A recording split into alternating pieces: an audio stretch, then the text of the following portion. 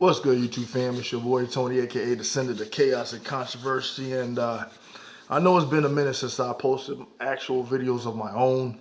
Part of that was due to a violation of the YouTube medical misinformation policy from a video I did back in August of last year, but whatever. It is what it is.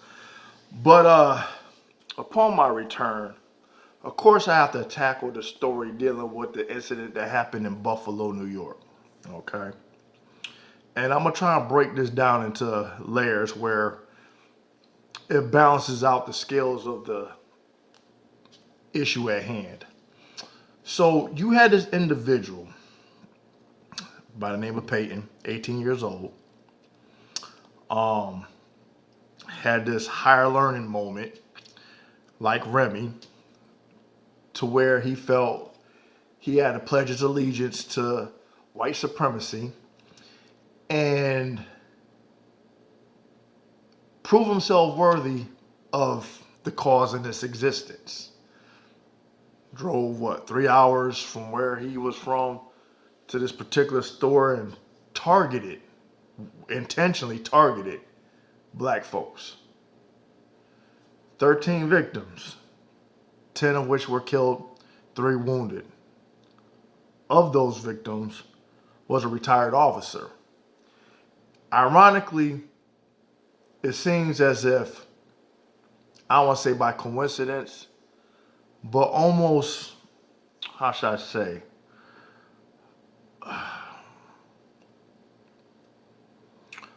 conveniently, that there was a retired officer, not an officer that was still on the force, that was present at the scene of a crime. Because we all know when I speak on law enforcement, they always interject themselves into people's lives to create chaos, or don't want to do their job when they require you to do for you to have them present. Okay. Does it go for all? No. But for those that this applies to, and the reason why I'm saying what I'm saying with the tone that I'm setting is because I hear the arguments coming from those in the black community who say, if you are unarmed, you get shot. If you reach for your wallet, you get shot. If you pull out your phone, you're getting roughed up, fucked up, beat up, arrested, and have all these bogus charges applied to you because the cops don't want to be filmed. Okay. If you engage in the verbal spat with an officer, jail, arrested. A lot of times when they interject and they're doing an investigation because you fit the description of, it's an investigation, so you're detained. You're not free to go. 9 times out of 10, the person that they're looking for, you don't even match the clothing or the description of. You could be a bald-headed, this motherfucker got dreads. You could be wearing a blue shirt, they're wearing a fucking pink shirt. You wearing khakis, they're wearing overalls. The competence is what I'm talking about. They fear for their life because their job is that so much dangerous, or whatever the case, or the excuses that they give to justify while they're gunning down people. And I hear the frustration, the anger, and those trying to comprehend how these individuals who go out their way, number one, put things on the internet. So you know a red flag comes up. And you're also going to hear where people say, it's funny how when you have black activists, immediately the FBI, the CIA, or local law enforcement, they're quick to want to go and fuck with those people in the black community, jail them, and they haven't done anything violent. Okay? They just exercise their freedom of speech and say, hey, you know what? We're going to stand up against tyranny. We're going to stand up against terrorism. We're going to stand up against the abuse. We're going to put a stop to this, or we're going to put up some resistance because enough is enough. It's understandable. Who wants to live their life always being a target? But when the pushback comes, it comes with a great deal of force against the black community. You get these people who spew this racist propaganda, decide to, if they're not shooting up a school, shooting up a church, then they're going to fucking shoot up a grocery store. But when you get some of these individuals who are black but spew that anti-black rhetoric, and Ricky Manor, he touches on that with accuracy. These people look at it like, okay, we got the green light. If this Candace Owens or this Brandon Tatum or this ABL is talking about black people in the community and stuff, then they must be speaking to our narrative, to the script that we abide by.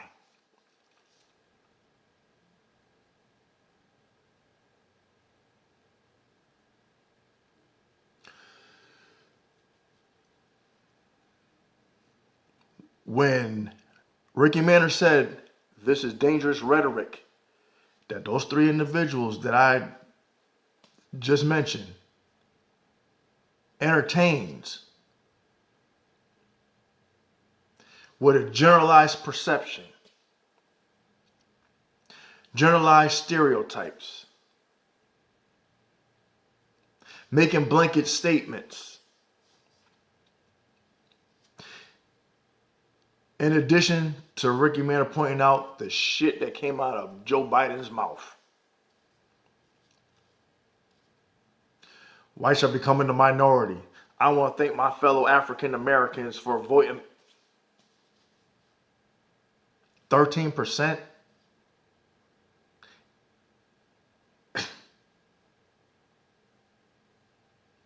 But you forgot about those who were for Trump, right? But it's all of the black folks within the black community that voted Democrat.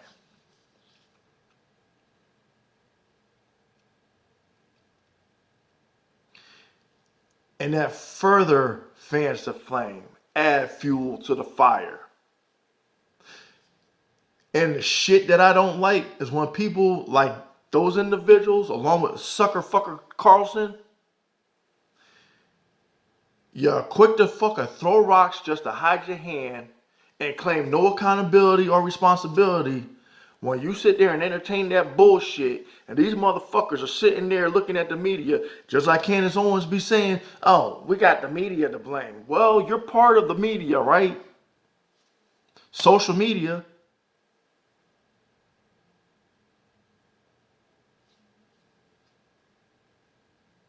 Oh, it's black people this, it's black people that, it's black people that. But you don't talk about nobody else.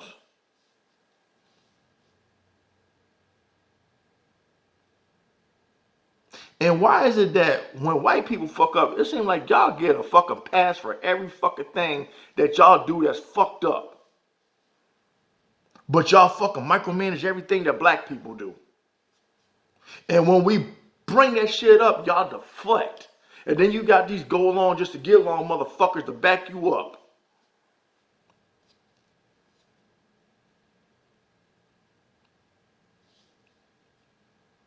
And then y'all want to talk about division and shit. As if you don't contribute to the division that you speak so highly against. We're all Americans until. We're all patriots until.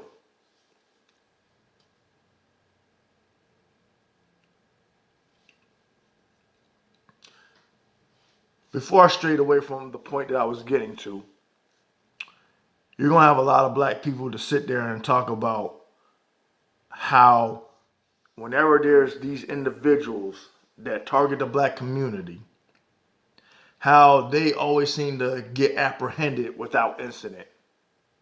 how there's always that convenience of due process. But for anybody else, it's a death sentence. Because law enforcement are scared to do their fucking job.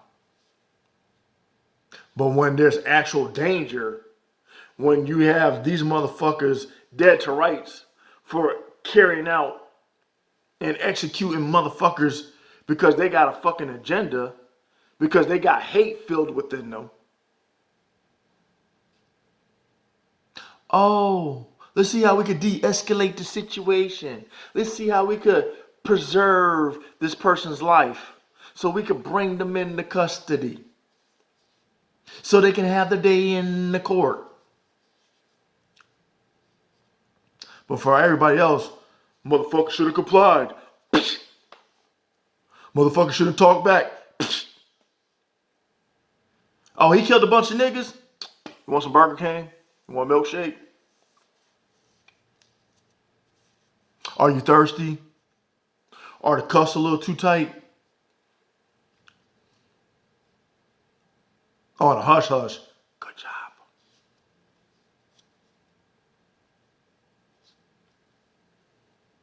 Ricky Manor pointed out Dylan Roof is sitting in fucking jail, a fucking millionaire.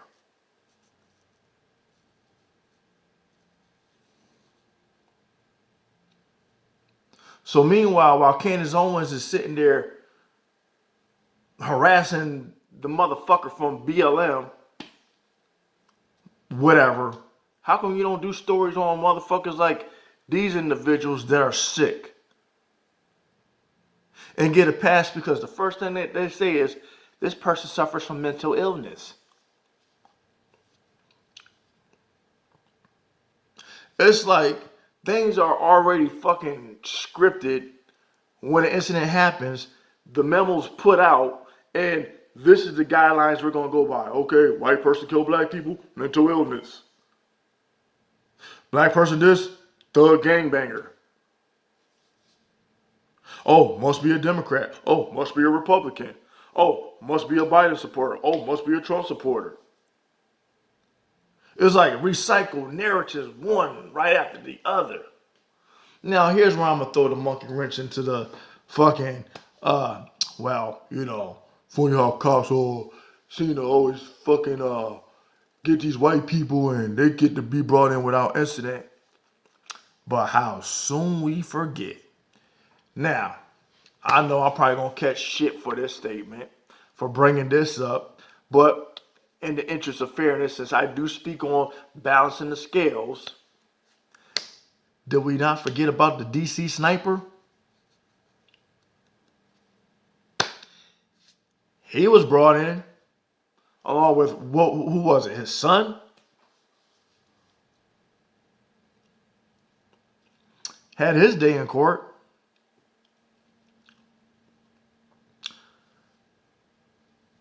That's why I talk about, I understand and I don't take away the validation of people's frustration, their anger, how they feel about situations that occur, how it might affect them directly or indirectly, because you're right to your points and how you see things that are justifiably validated. I'm not taking nothing away from that. But when you only look at things from a certain perspective and you conveniently leave out other scenarios that are also validated, that could be applied to the conversation, if it doesn't fit your narrative, you don't want to hear it.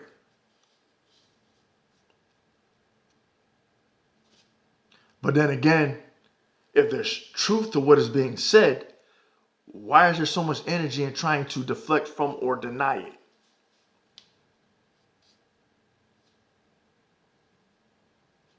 That's the reason why there's no such thing hardly anymore as a reasonable debate. Because there are people that are bringing unreasonable fucking narratives to the table.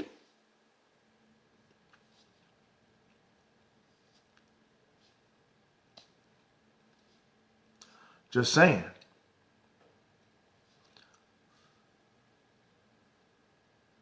Ricky Manor and I saw the video. I told him I want to reference his video to speak on this situation. He said he's afraid because a lot of people don't know or understand or take it serious. When you speak things into power. And people might think it's a bunch of bullshit, but with the conditioning, the indoctrination,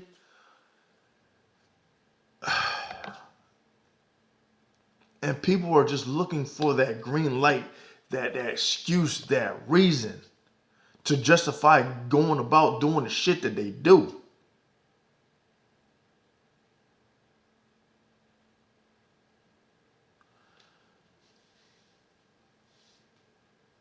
When you listen to fucking Candace Owens or Brandon Tatum or ABL, and they're speaking and pandering to a particular demographic of people, and when they bring up the black on black crime, I don't get where you have those who are white that want to chime in, utilize that information, put in their arsenal, and use that as ammo in these topics of discussions to want to throw on the table and spit in our face with. If there is that talking point of the black on black crime, then you white people ain't got shit to worry about. Because if we're fucking with our own people, then you're out of the motherfucking equation. Until we bring up white on white crime. And don't let me go down the horrendous acts that I've done fucking covered, seen, looked at certain documentaries of, and was completely disgusted and like, God damn.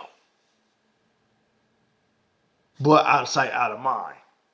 Only for entertainment purposes only. So when you guys commit a crime, movies are made about it, documentaries are made about it, ideas for TV series are put in the works.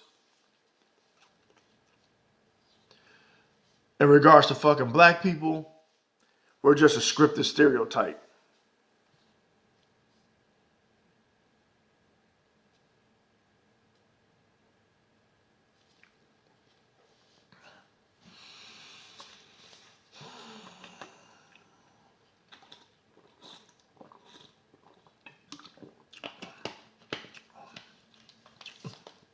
I find shit fucking astonishing at times.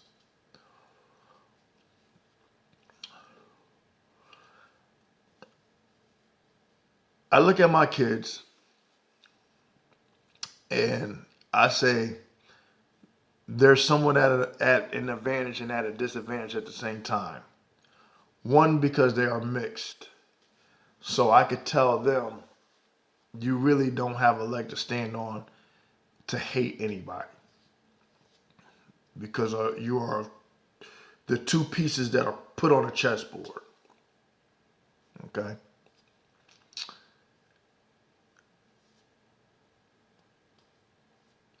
Be good. Be better than however I was or am. How you see other people and how they act with such disgust in their character. Don't be a bully. Treat people with kindness and fairness. Have understanding, have empathy and sympathy. Don't be a pushover. Don't get taken advantage of. Be aware of those factors as well. But have a good heart. Don't carry around all this malice within you. And even though there are things that might influence you to justify you maybe harboring those emotions, don't. Because it's like a cancer, it's like a poison that'll eat you up from within.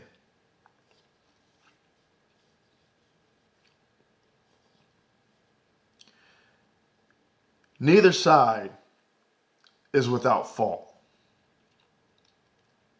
We have our own bullshit that we have to answer to. It's just a shame that one side gets their foot held to the fire while the other side always seems to get a pass for their fucking behavior. and excuses are made for their behavior, while the other side get criticized and ridiculed.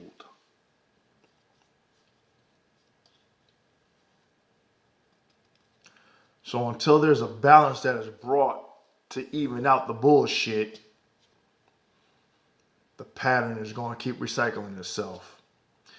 And the people that are in government need to reevaluate how the fuck they look at people when they want to sit there and start sitting behind their little fucking curtains in their little computers and saying who's a terrorist and who's not, and how when it's brought up how they fucking keep giving these motherfuckers passes to continue doing the shit that they're doing.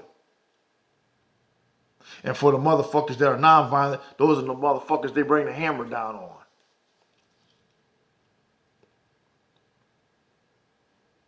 So if they're monitoring all of this social media shit, I hope they come across this video. Because sometimes they need motherfuckers that are just a common individual to give them a reality check and let them hear and know about themselves.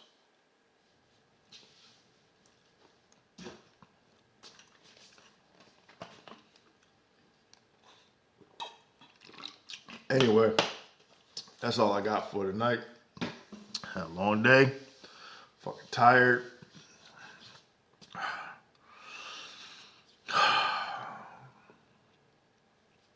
It's just a fucking sad situation.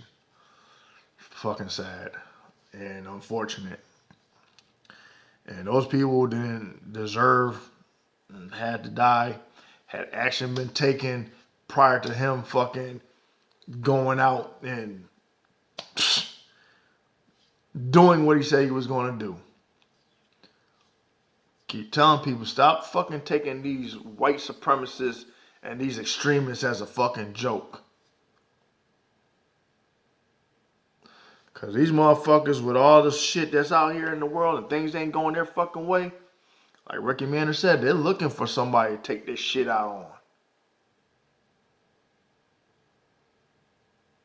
And ain't nobody's taking the fucking initiative to fucking intercept them before they carry out these fucking acts of violence and terrorism.